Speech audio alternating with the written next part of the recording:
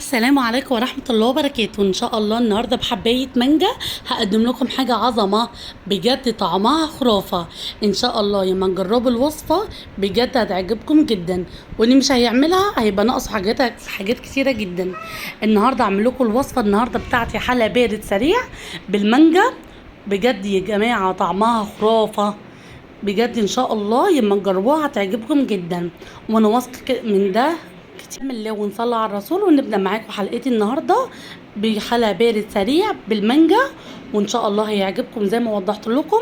وهقول لكم كمان على البدائل اللي ممكن تستغنوا عنها وتبدلوا حاجة بحاجة.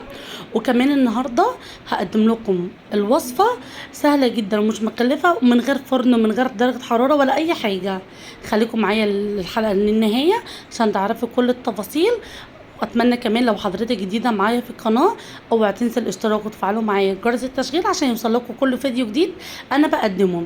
ان شاء الله النهارده كده انا مسكت حبايه المانجا بتاعتي وقطعتها يعني عملت شرايح كده بالعرض وبالطول عشان يعني تخرج معايا قطع زي ما انتوا شايفين. طبعا احنا هنختار حبايه المانجا تكون ناشفه، ما تكونش ميته ولا طريه، عشان تطلع معايا الحبات بالشكل ده. وكمان هنا انا معايا كيس من البسكويت او كيسين على حسب الرغبه. وممكن كمان تستبدلي البسكويت باللي هي الكيكه الجاهزه، مش شرط حضرتك تعمليها. وكسرت كيس البسكويت بتاعي لغايه ما بقى بالشكل ده كانه بسكويت مفروم، وكسرته كده وفتحته وحطيته في طبق. وهبدا اعمل الكريم شانتيه.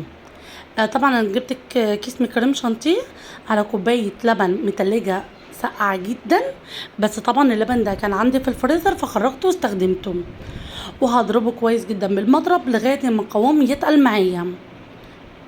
زي ما انتوا شايفين كده انا فضيت كل كميه الكريم شانتيه بتاعتي، وهبدا ان انا اضرب الكريم شانتيه بتاعي لغايه ما القوام بتاعي يتقل. وهوريكم طبعا القوام في النهايه. ولسه معاكم الوصفة، لسه في حاجات تانية هنعملها عشان الوصفة يعني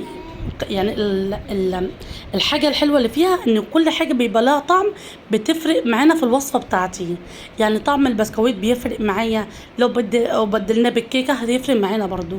كريم شانتيه واستغنينا عنه هيفرق معانا في الطعم، بس لو حطيناه برضو هيزود معانا الوصفة الطعم. هنا معايا كريم معايا جيلي المانجا.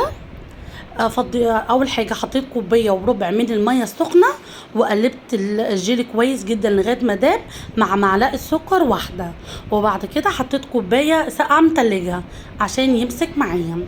وهنا بقى في الاطباق بتاعتي ببدا ان انا احط البسكويت. لو الكيكه هتقطعها قطع صغيره وبرده هتحطيها في قاع الطبق زي ما كده انتوا شايفين معايا. انا حطيت البسكويت بتاعي، وبعد كده هبدا ان انا احط الكريم شانتيه معايا. طبعا الكريم شانتيه انا يعني ضربته عشان طبعا الجو حر، حطيته في الفريزر لغايه ما ابدا معاكم الوصفه. طبعا هنا بعد ما تحط البسكويت تحطوا كريم شانتيه وتحطوه في الفريزر برضه عشان الجو حر ودرجه الحراره عاليه. بس طبعا عشان انا كنت مستعجله على التصوير فانا حطيت على طول المكونات مع بعض. بس في الخطوة دي لازم تحطوها على الأقل 10 دقايق في الفريزر عشان الكريمة ما تسحش معاكم. وهنا بقى بتحط أي فاكهة عندك، حابة تحطي مانجا، حابة تحطي عنب، حابة تحطي أي فواكه عندك هتحطيها. بس المانجا أنا بصراحة بحبها.